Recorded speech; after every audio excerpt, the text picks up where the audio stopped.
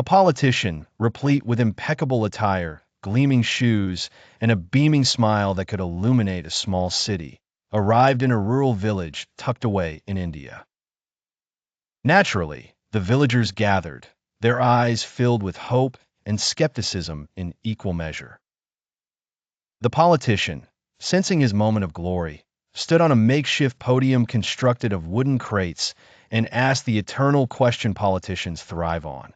What are your needs? Tell me, and I shall endeavor to fulfill them.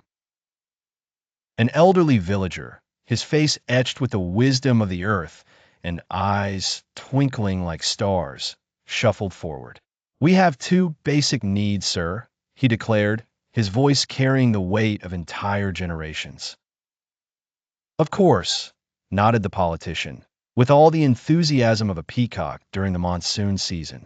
Tell me your needs, and I shall summon the powers vested in me.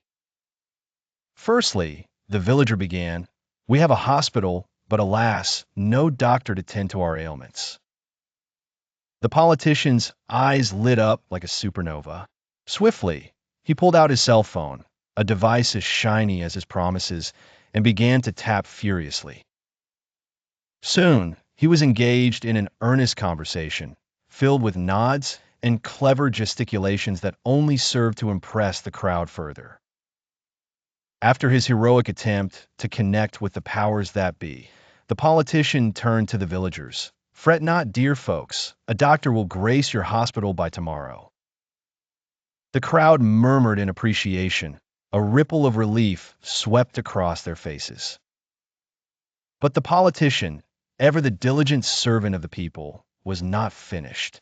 And what is the second problem you face? He inquired, his voice dripping with benevolence.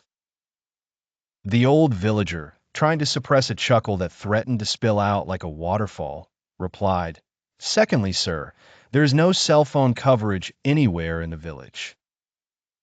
For a moment, the politician stood in deadpan silence, his face a canvas of speechlessness, a rare occurrence indeed. The villagers watched in amusement as the realization unfolded like a comedy scene, catching the great orator off guard. Scoffing at the irony, the politician pocketed his phone, vowing silently to himself to reevaluate the wonderful world of political spin.